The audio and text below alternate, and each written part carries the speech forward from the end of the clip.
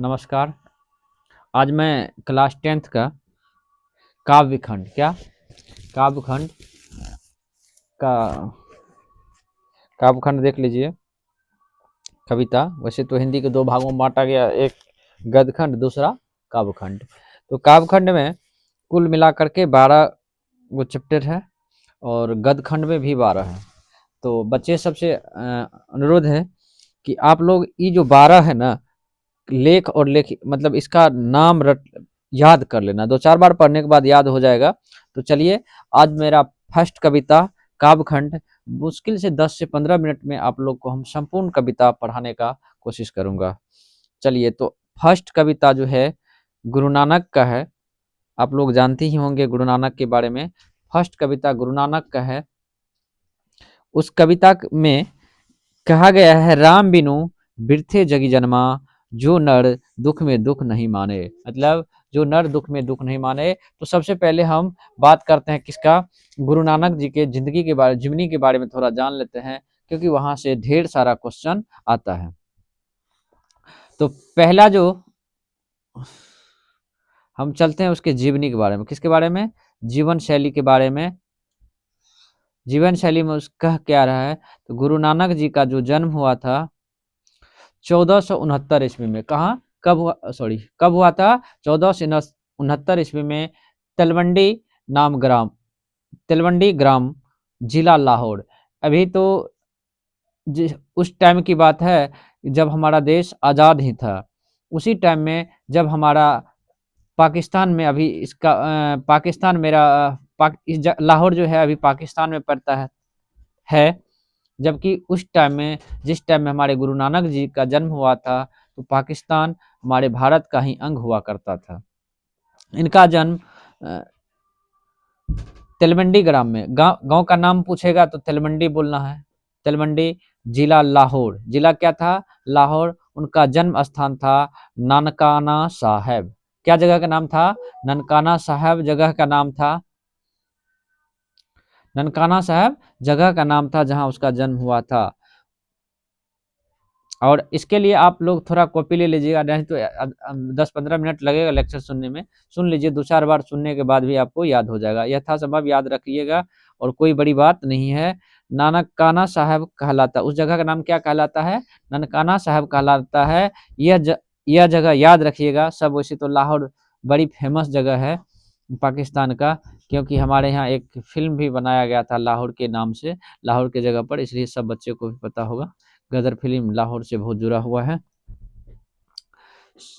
चलिए, ननकाना साहब कहलाता है, जो अब पाकिस्तान में पड़ता है।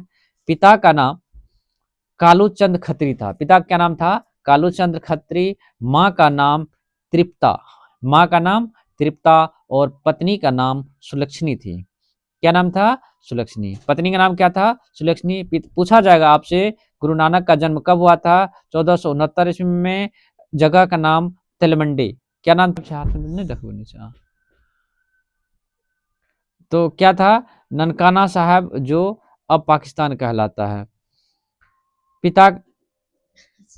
पिता उसका जो पिताजी था, उसको दुकान या व्यवसाय कराना चाहता, कोई धंधा कराना चाहता था, रोजगार कराना चाहता था, लेकिन उसको उस चीज में मन नहीं लगता था। उधम किंतु मतलब उसका पिता का, सबके पिता का, अभी भी आपके सबके पिता का इच्छा रहता है मेरा बेटा कोई अच्छा बिजनेस करे, खूब पैसा कमाए, खूब धनवान बने और हमें भी उस धन से सुख मिले। लेकिन ये उसमें से नहीं था। उनका मन था भक्ति की ओर। किसकी ओर, भक्ति की ओर। और अधिक झुक गया, मतलब वो जो है भक्ति करना चाहता था।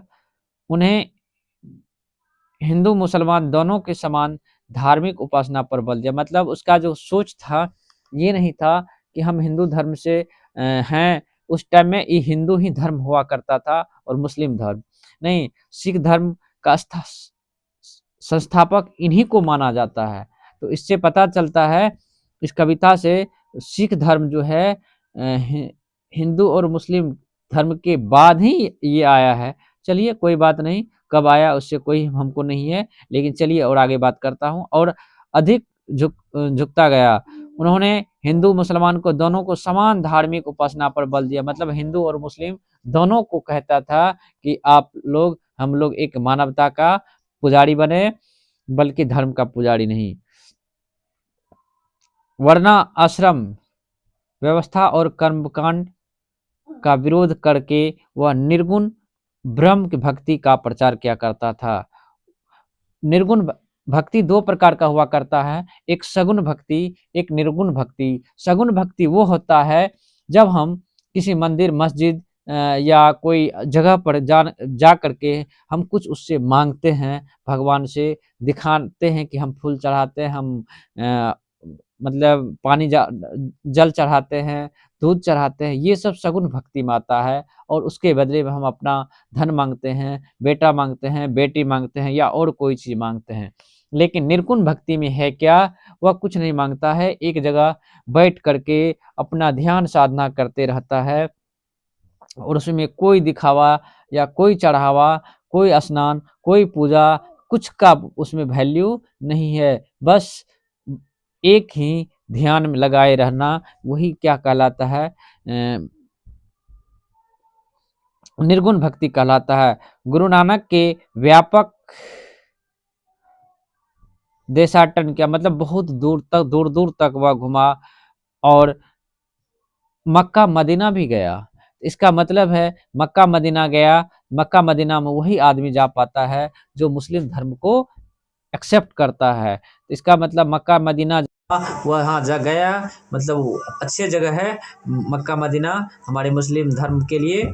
और वहाँ जो भी जाते हैं हिंदू को ही सॉरी मुस्लिम ही को ही वहाँ एलाउ है। इसका मतलब है कि वह फिर मुस्लिम धर्म को अपनाया होगा। सब हमारे इस दुनिया में सब धर्म को अपनाने के लिए आज़ाद है। वो अपने इच्छा से जहाँ रहे, जिस घर में रहे वह रह सकता है। हमारे हिसाब से कोई किसी पर कोई बैन नहीं है, जो चाहे जहाँ चाहे अपना कर सकता है। तो शायद ये वहाँ भी गए थे। तो उस टाइम में मक्का मदीना तक यात्रा की मुसलमान सम्राट बाबर से भी उसका मुलाकात हुई थी, भेंट हुआ था। नानक सिख धर्म का प्रवर्तक है। प्रवर्तक मतलब हुआ उसका संस्थापक। जो गुरु नानक पंजाबी के साथ साथ हिंदी में भी कविता लिखे। तो आपसे पूछ सकता है गुरु नानक ने किस भाषा में कविता लिखा था, तो किस भाषा में, पंजाबी में भी और हिंदी में भी यह और कविताएं लिखी। और ब्रज भाषा, खड़ी बोली दोनों के मेल हैं।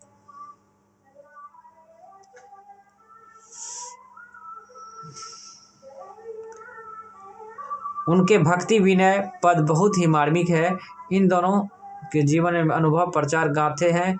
कबीर की रचनाएं हैं, कबीर की रचनाओं में, लेकिन उन्हें उल्टी बांसी शैली नहीं अपनाई। मतलब क्या, हमारे जो कबीर दास जी थे, कबीर दास वो जो है अपनी भाषा में उल्टी यानी खड़ी बोली का प्रयोग क्या करता था। मतलब जो बात कहता था सीधा बात, खड़ी बोली तो यहाँ लिखा गया है, लेकिन खड़ी बोली उसको कहा जाता है मेरे हिसाब से जो सीधा बात होता है, सीधा सीधा कह दे। जैसे हम कोई आपके साथ गलत किया या आपका कोई चीज़ चुरा लिया, तो आप डायरेक्ट जा कर के अगर उसको कह देते हैं तो वह खड़ी बोली हो जाता है। लेकिन वही मीठा बोली का मतलब शायद इसमें यही होगा कि हाँ हम गेलिए रहे, एना पता लगवे ले लिए रहे कि हमारे बैल खुल गए या कोई बात हो जाता है तो घुमा के पूछना। लेकिन कबीरदास जी का कहना क्या था, डायरेक्ट कह देता था, इसलिए उसको उल्टी बांसी कहा गया था। क्या कहा गया था, उल्टी बांसी। लेकिन ये हमारे जो गुरु नानक साहब है वह खड़ी बोली का प्रयोग नहीं किया। तो खैर हमारे कबीरदास जी जो थे वो भी दोनों को, हिंदू और मुस्लिम दोनों को कुछ न कुछ अपने हिसाब से कहा करता था, ये भी कहा करता था। लेकिन इसका डायरेक्ट नहीं बल्कि समझा के कबीरदास जी डायरेक्ट कहा करते थे। उनके उपदेश के अंतर्गत गुरु की महत्ता, मतलब वो जो उपदेश दिया करते थे तो उसमें गुरु की महत्ता पर जोर दिया करता था। संसार की क्षणभंगुर ब्रह्म की भक्ति का नाम, जबकि महिमा सर्वव्यापक है। मतलब उसका कहना था संसार क्या है, क्षणभंगुर है। संसार क्या है, क्षणभंगुर है। हम जो आज कविता पढ़ रहे हैं, पढ़ा रहे हैं, धन कमा रहे हैं या कुछ भी कर रहे हैं, उसके हिसाब से वह क्या है, क्षणभंगुर है, यह रहने वाला नहीं है। सर्व और जब जब की महिमा ईश्वर की सर्वव्यापकता है, मतलब कहना है इसका, जब का जो क्रिया है हम कहीं भी बैठ करके कर सकते हैं, किसी के साथ कहीं जाने की जरूरत नहीं है। इसकी रचना इसकी रचना में संग्रह सिखों के 5वें गुरु अर्जुन देव ने 1904 ईस्वी में किया, जो गुरु ग्रंथ साहिब नाम का सुप्रसिद्ध हुआ। गुरु नानक की रचनाएं उपजी, आशा दीवार,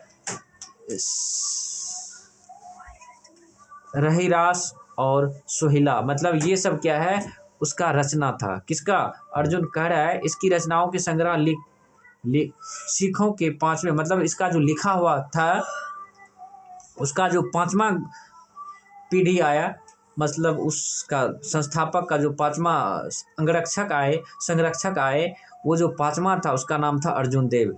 उन्होंने उसकी बात को लिखा, मतलब दिखाया, इसने क्या सब किया था। उसमें क्या था, क्या जो गुरु ग्रंथ साहिब के नाम से प्रसिद्ध हुआ, उसका गुरु नानक की रचनाएं, गुरु नानक का जो रचना था ये उसको प्रसिद्ध किया। जैसे प्रसिद्ध मतलब योग की बात किया जाए तो पहले से ही चल रहा था, लेकिन इसको बहुत भव्य रूप से जो प्रचार प्रसार किया वह श्रेय बाबा रामदेव को जाता है। इसी तरह गुरु नानक जी तो लिख के चले गए थे, लेकिन उसका जो 5वां प्रवर्तक आए अर्जुन देव जी, वही इस सब बात को बोला कि ये सब लिखा है, जिसमें लिखल था जपू जी, आशा दीवार, रहीरास और सोहिला। कहते हैं 1539 ईस्वी में उसका निधन हो जाता है। किस ईस्वी में, 1539 ईस्वी में। क्या कहते हुए उसका निधन हो जाता है, तो वाह गुरु या वह गुरु जो भी कहते होंगे, शायद वह गुरु कहे होंगे, क्योंकि जब आदमी का अंतिम समय आ जाता है, वृद्ध हो जाता है, तो जैसे बात लटपटा गया हो, लेकिन वहाँ जो बोला जाता है वाहे गुरु की खालसा, वाहे गुरु जी की फतेह, तो वह ही बोला हुआ, वाह और वह दोनों की चर्चा आता है। आपको समझ में जो आए क्वेश्चन के अनुसार आप कर सकते हैं। बहते हुए अपने प्राण को त्याग दिए, मतलब कहते हुए, मतलब वाहे गुरु कहते हुए उसका क्या हुआ, अपने प्राण को त्याग दिया। निर्गुण निराकार ईश्वर की उपासना। गुरु नानक हिंदी निर्गुण भक्ति धारा के एक प्रमुख कवि थे। वह किस धारा के कवि थे, निर्गुण धारा के कवि थे। पंजाबी मिश्रित भाषा में रचित इनके पद सच्चे दृश्य की भक्ति भावना में डूबे रहते थे। इन पदों में कबीर की तरह प्रखर सामाजिक विद्रोह भावना भले ही न दिखाई पड़ती हो, किंतु धर्म उपासना के अभय कर्मकांड सुप्रसिद्ध रूप से आलोचना तथा सामाजिक भेदभाव के स्थान पर प्रेम, मतलब उसका कहना था समाज में जो भेदभाव है, छुआछूत है और सारा चीज़ है, उसको क्या कह रहा था, उसका कहना था सहज हो जाए। क्या हो जाए, सहज हो जाए। प्रतिष्ठा दिखलाई पड़ती है। नानक के पद में वास्तव में प्रेम और भक्ति के प्रभावशाली मधुर, मतलब उसका जो रचना है उसमें हर एक जगह यही प्रेम और भक्ति की बात ही करता है।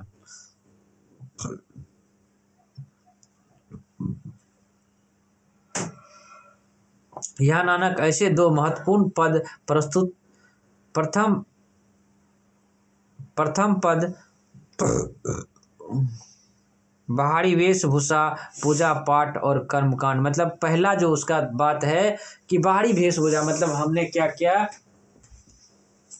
अब हमने ही कुछ लोग इसका कहना है जो बाहरी वेशभूषा से क्या बन जाते हैं, बाबा बन जाते हैं, कह रहा है उस पर कोई वो ध्यान नहीं देता है। स्थान पर सरल सच्चे हृदय राम नाम कीर्तन पर बल देता है। कह रहा है कि आप जो ये दिखावा कर रहे हैं, आप जो जटा बढ़ा लिए हैं, आप जो अपने भस्म शरीर पर भस्म लगा लिए हैं, कुछ कर लिए हैं, ये सब दिखाने का ज़रूरत नहीं है। इसका कहना है सरल सच्चे और हृदय से राम का नाम लेते रहिए, उसका कीर्तन करते रहिए, आपका बेड़ा पार हो जाएगा। शांति देकर व्यक्ति को सुखमय जीवन बना सकते हैं। द्वितीय सुख उपकार अंतःकरण निर्मलता हासिल। अब थोड़ा हम देख लेते हैं उसमें थोड़ा क्वेश्चन आंसर क्या था। कहेगा इसका कृति कवि का नाम क्या है? गुरु नानक। कवि का नाम क्या है? गुरु नानक। जन्म 1469 ईस्वी में। कब जन्म हुआ था? 1469 ईस्वी में। मृत्यु 1539 में। कहाँ जन्म हुआ था? तेलमंडी लाहौर में। कहाँ? तेलमंडी लाहौर में। जन्म स्थान ननकाना साहब कहलाता है। अभी वास्तव में वह जगह कहाँ पड़ता है? तो पाकिस्तान में। कहाँ पड़ता है? पाकिस्तान में। पिताजी का नाम क्या था? आप बताइएगा पिताजी का नाम क्या था?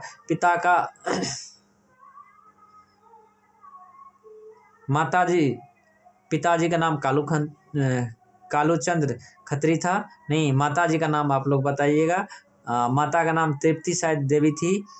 पत्नी का नाम आप बताइएगा, अब की बार नहीं बताएंगे। भक्ति, निर्गुण भक्ति का बात करता था। रचना संग्रह, रचना का जो संग्रह किया था, पांचवा गुरु कौन था? पांचवा गुरु कौन थे? अर्जुन देव। कौन थे? अर्जुन देव। किस ईस्वी में? 1604 में। इसमें कुल कितने गुरु हुए?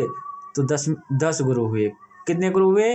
10 गुरु। सबसे लास्ट गुरु जो था उसका नाम क्या था? गुरु नानक। क्या नाम था? गुरु नानक। इसका जन्म कहाँ हुआ था? हमारे पटना बिहार में। चलिए अब चलते हम कविता की ओर। किसकी ओर? कविता की ओर। किसकी ओर? कविता की ओर। कविता में 8 लगभग लाइन दिया गया है। आप लोग के पास किताब होगा तो निश्चित रूप से किताब निकाल लीजिएगा, क्योंकि किताब में अगर देखिएगा फिर मेरा बात सुनिएगा तभी आपको समझ में आएगा। क्योंकि हमारे पास बोर्ड नहीं है कि हम आपको दिखा करके पढ़ा दें, सिर्फ हम बोलते जा रहे हैं। आप सुनिए और सुनने के साथ साथ आप बुक भी निकाल लीजिए। तब तक आपको हम समय दिए हैं, तब तक निकालिए बुक। हम समय ज़्यादा भी नहीं देंगे, 1-2 सेकंड का समय है। हम भी थोड़ा बुक को पलट देते हैं। चलिए, निकल गया राम नाम बिनु बिरथे जग जन्मा। तो कविता का क्या नाम है? राम नाम बिनु बिरथे जग जन्मा। बाबू सबका जो है चैप्टर में 12 गो है, 12 को याद कर लिया तो 2-4 नंबर वहाँ से भी मिल जाएगा। फर्स्ट सेकंड में फर्स्ट लाइन है, कह रहा है राम नाम बिनु बिरथे जग जन्मा। मतलब कह रहा है कि राम नाम, मतलब इस जन्म में अगर जन्म लिया है, अगर भगवान राम का नहीं तुम नाम नहीं लिया, तुम्हारा जीवन क्या है? व्यर्थ है। यह किसका कहना है? गुरु नानक जी का कहना है। कह रहा है बिखू खावे बिखू बोले बिनु नवे निह फलू माटी भरमना। कह रहा है अगर भगवान का नाम नहीं लिया, राम का नाम नहीं लिया तो विष ही खाया, विष ही बोला, मतलब उल्टा ही खाया, उल्टा ही बोला। नवे मतलब पूरा धरती भ्रम के रह गया, तुमको उससे कुछ मिलने वाला नहीं है। माटी भरमना। पुस्तक पाठ व्याकरण बखाने, मतलब आपने खूब पुस्तक पढ़ा, खूब व्याख्यान किया, सब कुछ किया। बखाने संध्या कर्म निकाल करे, मतलब सब कुछ किया आपने, बखान किया, कर्म कांड किया, तो उससे भी कुछ मिलने वाला आपको नहीं है। क्यों नहीं मिलने वाला है? इसका कहना है कि आपने राम का गुणगान नहीं किया, राम का भक्ति नहीं किया, राम का नाम नहीं लिया।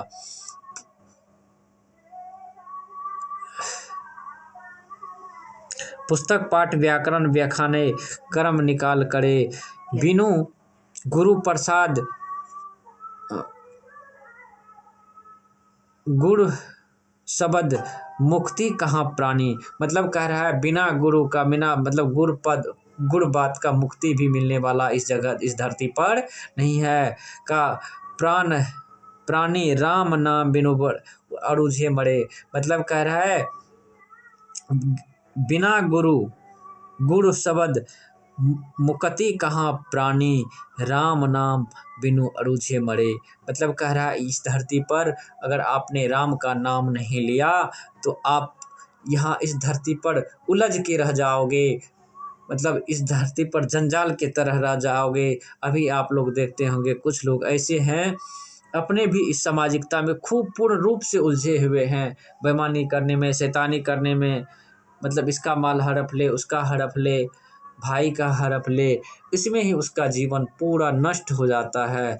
लेकिन भाई हड़पा हुआ दौलत, हड़पा हुआ चीज़ कलयुग है, ज़्यादा दिन तक काम, कलयुग क्या किसी भी युग में ज़्यादा दिन तक काम नहीं किया। खूब लोग धन कमाता है बेईमानी शैतानी करके, लेकिन उसके ही जीवन में सब कुछ धन कमाना बहुत अच्छा बात है, कमाना चाहिए, लेकिन बेईमानी शैतानी करके आप जो कमाइएगा, कह रहा उलझ के मर जाएंगे आप, क्या उलझ के मर जाएंगे, क्योंकि एक बेईमानी करने के लिए, एक पाप को छुपाने के लिए, एक चोरी को छुपाने के लिए 1000 झूठ बोलना पड़ता है, 1000 बार ये वो 9 13 फलना चिलना करना पड़ता है, तो पर भी वो बचता नहीं है। आप अड़ुझ जाओगे, उलझ जाओगे, क्या करने के चक्कर में, एक झूठ बोलने के चक्कर में, एक बेईमानी करने के चक्कर में। तो इसलिए जो पहले क्या था, राजा चाणक्य भी कहे इस बात को कि पहले क्या था, जब राजा सबसे पहले तो राजा होता है,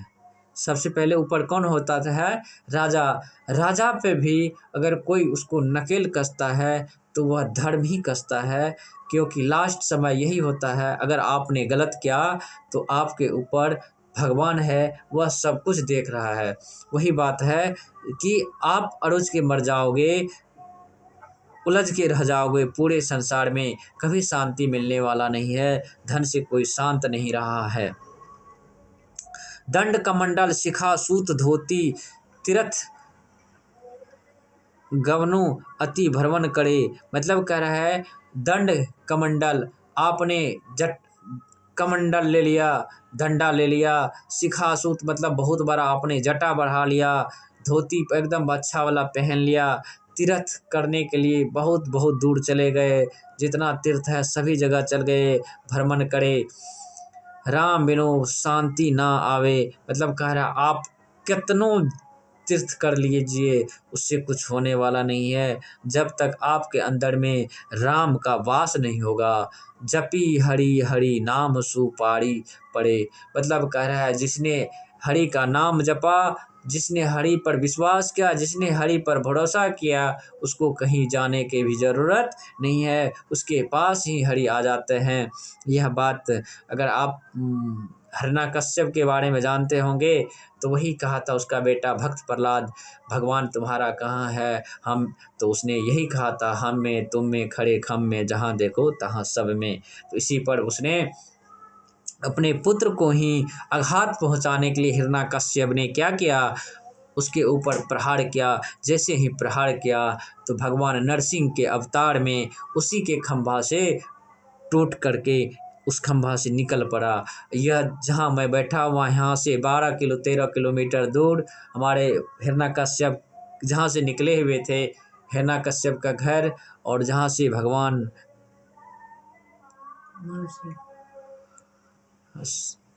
नरसिंह भगवान का जन्म हुआ था, नरसिंह भगवान ने जिस खंभा से निकला था बस कुछ ही दूर में है उस जगह का नाम। अगर कभी समय लगेगा तो हम उस जगह को भी दिखाएंगे। वो खंभा आज भी पड़ा हुआ है। आप कहाँ से वीडियो देख रहे होंगे वो भी बता दीजिएगा थोड़ा। कह रहा जटा मुकुट तन भस्म लगाई, फिर कह रहा है अगर आपने शरीर पर जटा खूब बड़ा बड़ा जटा लगा लिया, तन पर भस्म लगा लिया, बहुत सारे लोग, बहुत बाबा हैं ऐसे भस्म लगाए रहते हैं, लगाई वसन छोड़ी तन नगन भाई, मतलब आपने वस्त्र को भी त्याग दिया।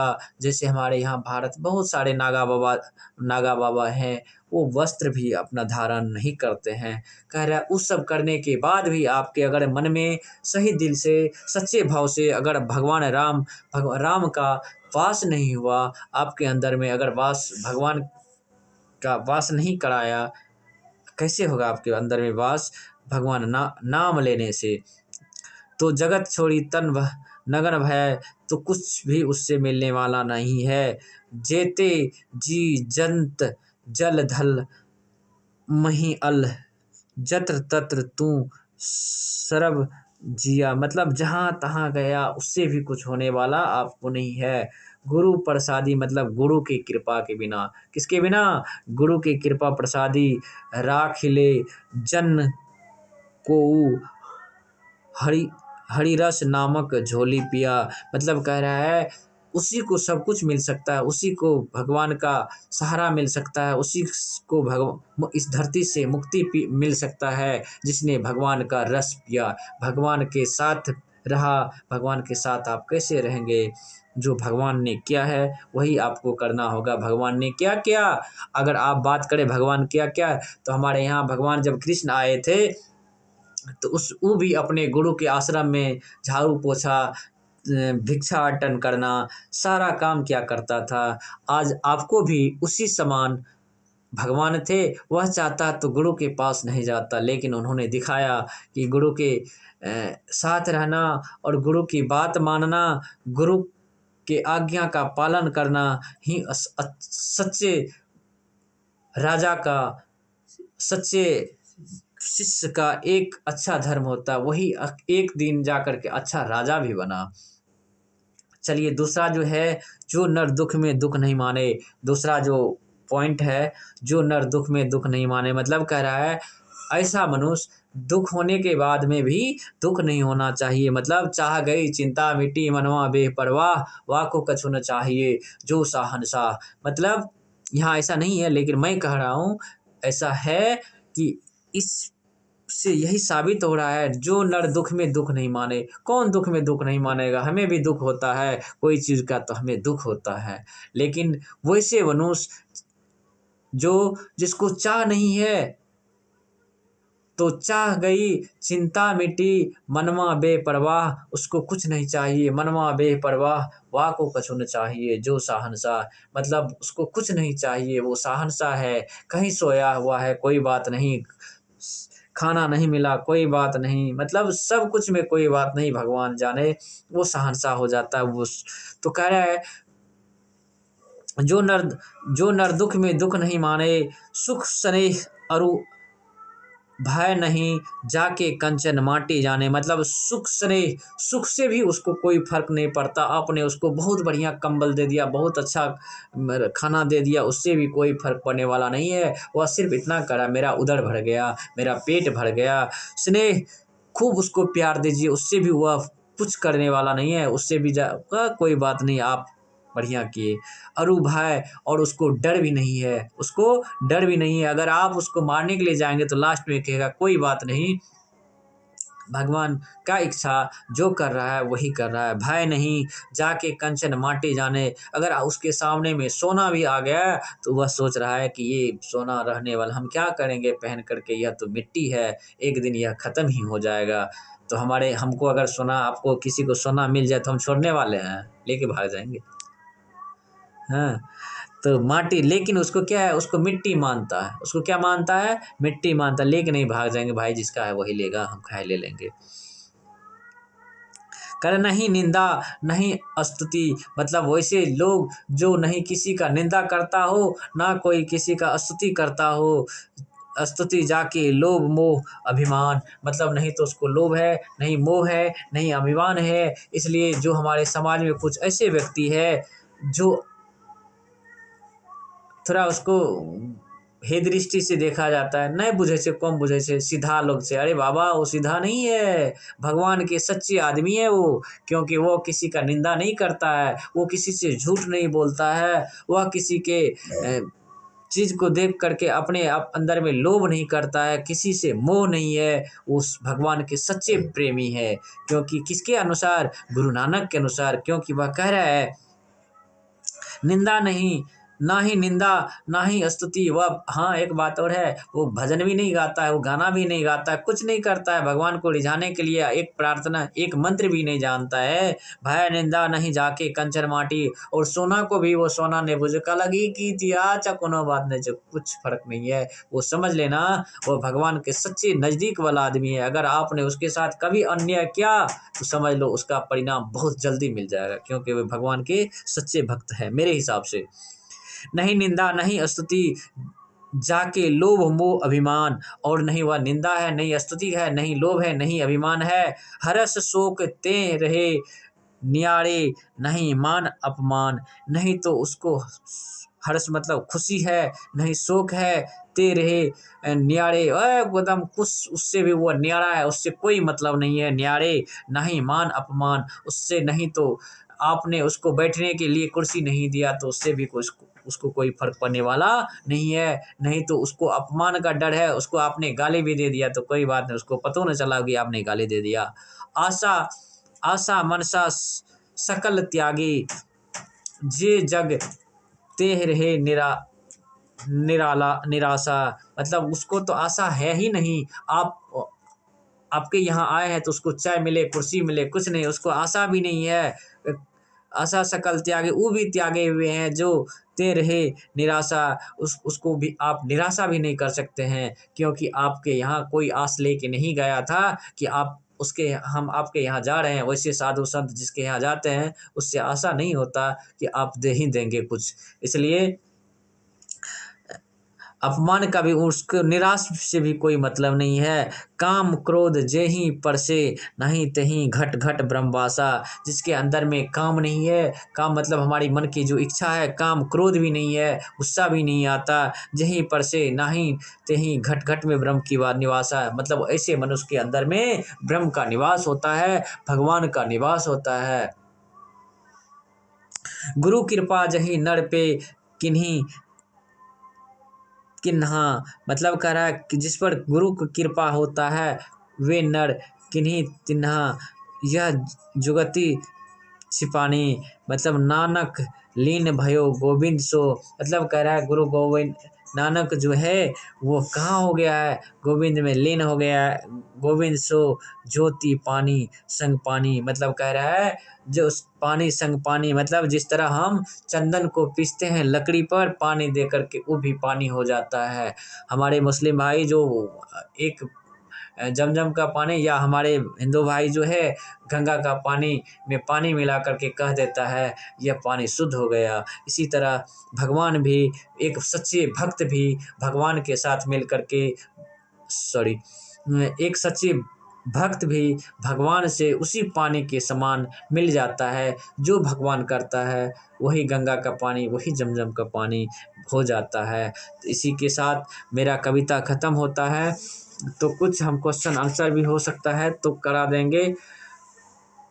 तो चलिए कुछ लोग आंसर दीजिए, हम थोड़ा पूछ रहे हैं।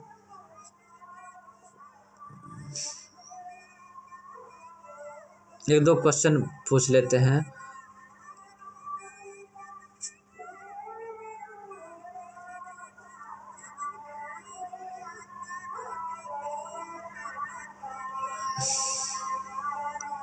किनका जन्म स्थान ननकाना साहब कहाँ है? ननकाना साहब कहाँ है? तो अभी क्या कहेंगे हम? पाकिस्तान में। कहाँ कहेंगे? पाकिस्तान में। ननकाना साहब कहाँ है? पाकिस्तान में। गुरु नानक कौन थे? सिखों के प्रवर्तक थे। सिखों के क्या थे? प्रवर्तक या संस्थापक थे। गुरु नानक के पिता का क्या नाम था? कालूचंद्र खत्री। गुरु नानक के पिता का क्या नाम था? कालूचंद्र खत्री। गुरु नानक किस कविता के कवि है? तो किस कविता कवि है? राम नाम बिनु बिरथि जगी जन्मा। गुरु नानक किस भक्ति, कौन सा भक्ति क्या करते थे? तो निर्गुण भक्ति। कौन सा भक्ति? निर्गुण भक्ति। गुरु नानक की भेंट किस मुगल शासक से हुआ था? बाबर से। किससे? बाबर से। गुरु नानक के उद्देश्य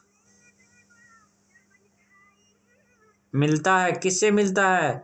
तो किससे मिलता है?